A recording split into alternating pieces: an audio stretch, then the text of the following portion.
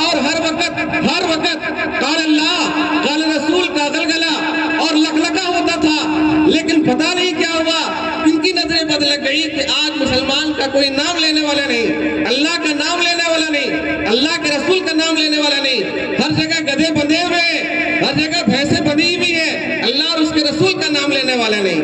ابھی کچھ دن پہلے ہمارے فقبندی جلسہ میں عزیز برنی صاحب، آپ کو نہیں معلوم عزیز برنی صاححب کون ہے؟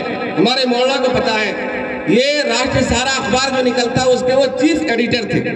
ہمارے یہاں فقبندی جلسہ میں کچھ سال آج سے تقریباً 7-8 سال پہلے وہ آئے تھے، وہ راشٹر سہارا کے وہ چیف ایڈیٹر تھے۔ تو انہوں نے وہاں بتایا فقبندی جلسے کے اندر، بلکہ شاید انہوں نے ایک اخبار میں اپنا اداریہ لکھا کہ جو مسلمان بچ گئے تھے اسپین کے اندر، بالآخر ان کو بھی وہاں کے بادشاہ کو مارنا تھا، تو وہاں کے بادشاہ نے ایک اعلان جاری کیا کہ جو مسلمان بچ گئے ہیں ہم ان کے ساتھ چھیڑ چھاڑ نہیں کریں گے، بلکہ ہم ان کے ساتھ مراعات کا معاملہ کریں گے۔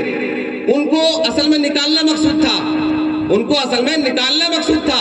بادشاہ نے اعلان کیا کہ جو مسلمان خفیہ طور پر اللہ کی عبادت کر رہے ہیں اب انہیں ڈرنے کی ضرورت نہیں ہے، ہم آپ کو شرم دیں گے، ہم آپ کے ساتھ چھیڑ چھاڑ نہیں کریں گے، آپ باہر آئیے، اپنے دلوں سے باہر آئیے۔ بالآخر مسلمان باہر آئے اور ان سارے مسلمانوں کو گاڑی میں لوڈ کر کے سازش کے مطابق ایک کشتی میں لاد کر کے اس کشتی کو بیچ دریا میں الٹ دیا گیا، اور وہ تاریخ کے اعتبار سے 14 فروری تھی، اور اسی کے دن یہ عیسائی لوگ ویلنٹائن ڈے مناتے ہیں۔ اسی دن یہ عیسائی لوگ ویلنٹائن ڈے مناتے ہیں۔ تو یہ ہمارا اسپین کا حال تھا، اور آج آپ کو معلوم ہے کہ ہمارے ہندوستان کے اندر بھی تقریباً یہی حالات پیدا ہو رہے ہیں، یا یہی حالات پیدا کیے جا رہے ہیں۔ تقریباً اسپین والی اتہاس، غرناطہ والی اتہاس، سمرقند و بخارا والی اتہاس۔ سمرقند اور بخارا ایک دیش ہے جہاں کے امام بخاری، امام مسلم، امام ترمذی، امام نسائی، بڑے بڑے علماء کرام سمرقند بخارا سے تعلق رکھتے ہیں۔ آخر ایک زمانہ ایسا تھا کہ ہر جگہ علم کا چرچا، ہر جگہ علم کا بازار گرم، لیکن ایک زمانہ ایسا آیا کہ کوئی حافظ قرآن اگر ملتا تو برسر عام اس کو پھانسی پر چڑھا دیا جاتا۔ آج ہندوستان کے اندر بھی یہی تاریخ دہرائی جا رہی ہے۔ آپ نے واٹس ایپ اور موبائل کے ذریعے معلوم ہوگا آپ کو کہ ہائی کورٹ کے اندر تقریباً مدارس کے سلسلے میں یہ بحث چل رہی ہے کہ اب جو ہمارے پرائیویٹ مدرسے ہیں، ہم سرکار سے امداد نہیں لینے والے ہیں، ہم عام جنتا سے، آپ لوگوں سے پائے وصول کرتے ہیں، آپ لوگوں کی گاڑی کمائی سے اپنا ادارہ چلاتے ہیں۔ اب ان اداروں پر حکومت کی ناپاک نگاہ ہے، ناپاک نگاہ ہے۔ وہ چاہتے ہیں کہ ہم اس کو ایسے تو بند نہیں کر پائیں گے۔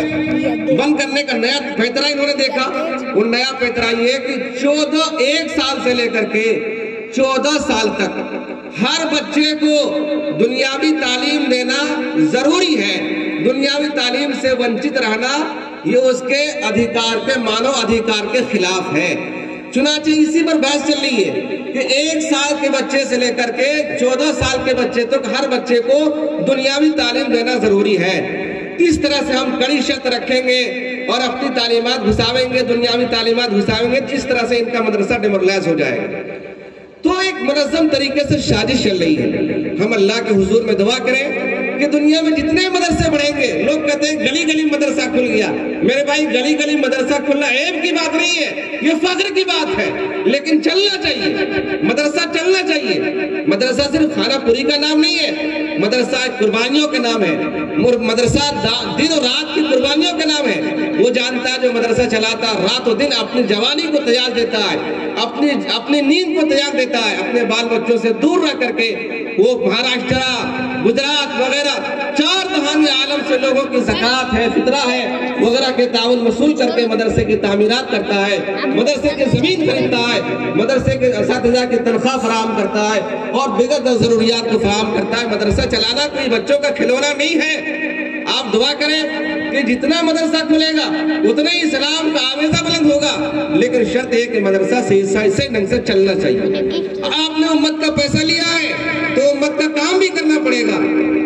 آپ نے امت کا اگر پیسہ لیا ہے تو امت کا کام بھی کرنا پڑے گا۔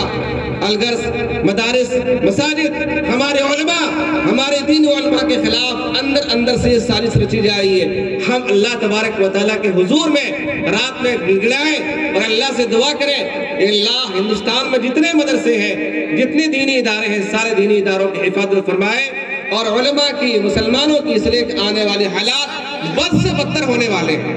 آنے والے حالات مسلمانوں کے لیے بد سے بدتر ہونے والے ہیں. ان حالات کے لیے ہمیں مقابلہ کی کرنا ہے, ذہنی طور پر بھی مقابلہ کرنا ہے, فکری طور پر بھی مقابلہ کرنا ہے, جسمانی طور پر بھی مقابلہ کرنا ہے. یہ چند باتیں میں نے آپ کے سامنے رکھی. اللہ تبارک و تعالی ہمیں اور سارے مسلمانوں کو ان کہیں بھی باتوں پر عمل کی توفیق عطا فرمائے. وآخر دعوانا الحمدللہ رب العالمین.